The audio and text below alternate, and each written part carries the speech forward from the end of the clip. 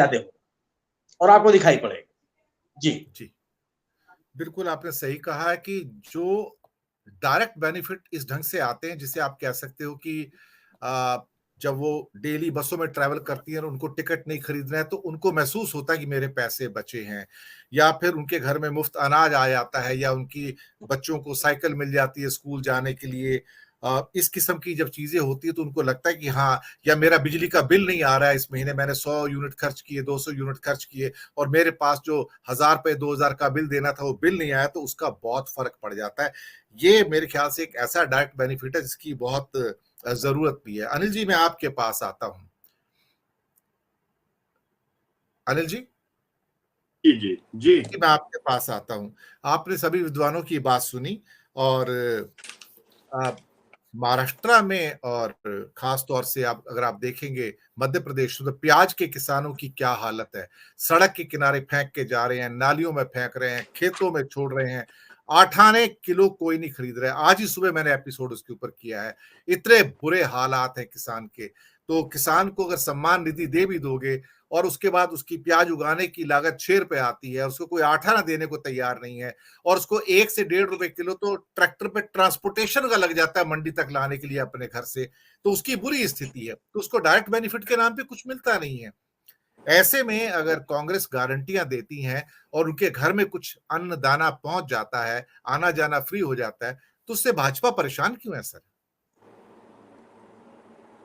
दिनेश जी, सन 2003 में ब्राजील में एक स्कीम शुरू हुई थी, बोल्सा फैमिलिया, पुर्तगाली शब्द है, कि परिवार का सशक्तिकरण कीजिए।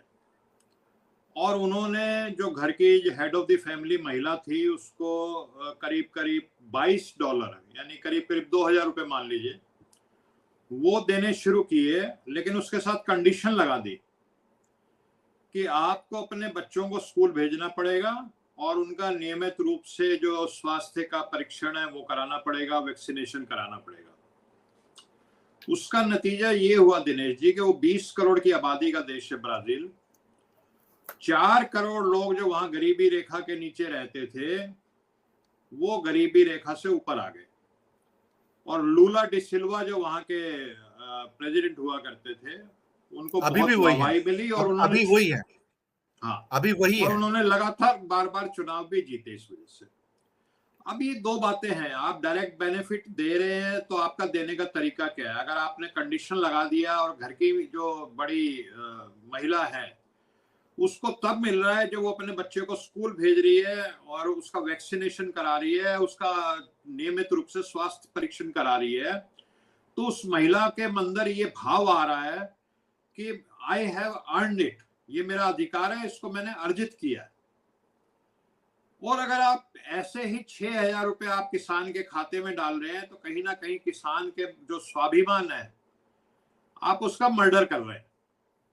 उसको लग रहा है कि मेरे को कहीं से भीख आ रही है, उसके अंदर की आप आत्मा को मार रहे हैं।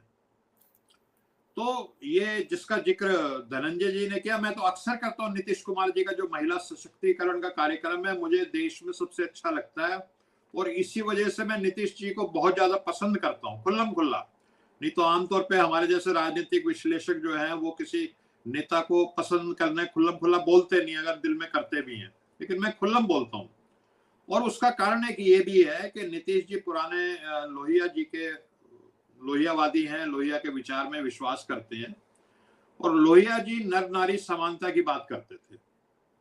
और एक छोटी सी बात, क्योंकि वो तो थ्योरी तो बड़ी लंबी हो जाती है अगर लोहिया जी की डिटेल में जाएंगे हम, तो वो एक बात जो कहते थे उससे सारा उसमें सार आ जाता है कि भारतीय जो अगर हम पिछले उसमें जाएं काल में, पुरातन काल में, तो रामायण भी हुई है और महाभारत भी हुई है।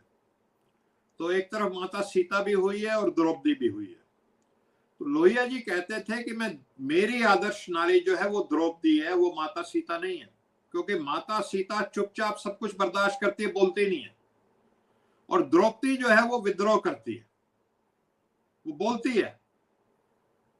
तो मेरी आदर्श नारी, लोहिया जी कहते थे, वो द्रौपदी है, ना कि सीता है। खुल्लम खुल्ला बोलते थे, उन्हें इन चीजों का नहीं कि लोबा क्या कहेंगे। और अब तो आपने देखा कि जो सीता भी थी वो तो नारे में जो आप और हम सब जय सिया राम बोला करते थे, बचपन से हम सब रामलीला देखते हैं, बजरंग बली देखते हैं, और बजरंग बली आते थे गदा उठा करके जय सिया राम बोलते थे, तो वो जय सिया राम भी अब तो जय श्री राम हो गया। जी तो दिनेश जी सीता माता को भी निकाल दिया। जी, मैं ये कह रहा हूं कि ये जो स्कीम है, जब आप कंडीशनल बेनिफिट देते हैं किसी को, डायरेक्ट ट्रांसफर करते हैं कंडीशनल, या आप महिला का सशक्तिकरण करते हैं, जैसा धनंजय जी ने बताया, मैं भी खुद बिहार गया हूं, मैंने देखा ये सब जो धनंजय जी जिक्र कर रहे हैं, मेरे तो पिक्चर की तरह वो चलना शुरू हो जाती है आंखों के सामने वो बातें जो सुनील जी ने भी कही, जो लड़कियां साइकिल चला रही हैं और जो जीविका दीदी है और सारी चीजें। तो मेरा कहने का मतलब ये है कि ये एक बेसिक बात है कि जब आप किसी पुरुष को कुछ देते हैं तो वो एक किसी व्यक्ति को आप दे रहे हैं, लेकिन अगर आप किसी महिला को शिक्षित कर रहे हैं तो आप पूरे परिवार को शिक्षित कर रहे हैं, उसका बेनिफिट जो है वो पूरे परिवार को जा रहा है। तो महिला सशक्तिकरण तो इतना महत्वपूर्ण है। और जो सिद्धारमैया जी तो पहले भी, अब क्या है कि देखिए कर्नाटक में एक तरफ तो सांप्रदायिक राजनीति है, जय बजरंग बली की बात है, दूसरी तरफ लोकतांत्रिक जन कल्याण की बात कर रहे हैं जो सिद्धारमैया जी कर रहे हैं कि महिला को कुछ 2000-3000 रुपए महीना देंगे, महिलाओं का बस फ्री करेंगे। और मैं तो दिल्ली में रहता हूँ, मैं डायरेक्टली जो हमारे घर में जो काम करने वाली महिला मेड आती है उसके क्या है, वो कितना प्राउड फील करती है, वो बस में एयर कंडीशन में चढ़ती है और वो गुलाबी टिकट लेती है और उसका अधिकार उसको लगता है। और मैं ऐसे बहुत उनकी बच्चियों को जानता हूँ जो दूर दूर जाती हैं काम करने, जिसका जिक्र सुनील जी ने किया कि जनकपुर से लक्ष्मीनगर जाए तो कितना उसका खर्च हो जाता है, मेट्रो से जाए तो कितना खर्च होगा, और बस से जा रहे हैं तो कितना बच रहा है। तो वो एक किस्म से आप उनका सशक्तिकरण कर रहे हैं, उनको काम करने के लिए एनकरेज कर रहे हैं। और कोई भी देश दिनेश जी जो अपनी महिलाओं को दबा के रखता है ना, आधी आबादी को, वो आगे जा ही नहीं सकता, वो दकियानूसी बना रहेगा और कभी भी एडवांस कंट्री नहीं बनेगा। और जिस भी देश में महिलाओं को हम, अब ये सिर्फ नारे नहीं है कि यत्र नारी पूजन्ते तत्र रमते देवता और ये सब बेकार की बातें हैं कि ये तो मातृशक्ति है और करना कुछ नहीं और फिर दबा के रखना। तो जब तक महिलाओं का सशक्तिकरण नहीं होगा कोई देश आगे नहीं जाएगा। और जो कर्नाटक में जो शुरुआत हुई है, बहुत अच्छी शुरुआत हुई है, और पूरे देश में जो हो रही है, तो मुझे लगता है कि इन सब चीजों से हमारा देश तरक्की करेगा। और यही राजनीति होनी चाहिए कि हम, अच्छा इवन बीजेपी के जो आइडियोलॉग थे पंडित दीनदयाल उपाध्याय, वो भी एकात्म मानववाद की बात करते थे, ये अंत्योदय की बात करते थे। तो बीजेपी के जो लोग हैं उन्होंने ये जो फ्रीबीज वगैरह कह करके जो एक इन सब स्कीमों का विरोध करते हैं, जो उनका आइडियोलॉग है, जैसे स्वपन दास गुप्ता का नाम लिया आपने, वो बेसिकली पंडित दीनदयाल उपाध्याय का विरोध कर रहे हैं, एक किस्म से उनकी विचारधारा का विरोध कर रहे हैं। तो मेरा निजी तौर पे मानना यह है कि देश में संविधान का राज होना चाहिए, महिलाओं को आगे लाना चाहिए। और जिस तरह का ये कभी ऑर्डिनेंस भी, आपको पता है 50 का सुप्रीम कोर्ट से एक डिसीजन आता है कि दिल्ली सरकार के ये अधिकार है कि किसकी पोस्टिंग करे, कहाँ पे किसी को ट्रांसफर करे, और फिर आप एक ऑर्डिनेंस ला करके वो जो कॉन्स्टिट्यूशनल बेंच है 50 का डिसीजन है जिसका यूनानिमस, उसको आप पलट देते हैं। तो आज नीतीश कुमार जी दिल्ली आए हुए थे तेजस्वी जी के साथ और अरविंद केजरीवाल के साथ खड़े होकर के बयान उनका मैंने देखा थोड़ी देर पहले। तो देश में ये जो सब कुछ हो रहा है, कॉन्स्टिट्यूशनल बेंच के एक डिसीजंस का आप ऑर्डिनेंस से विरोध कर रहे हो और ये तमाम चीजें, ये कोई अच्छी चीजें नहीं हो रही।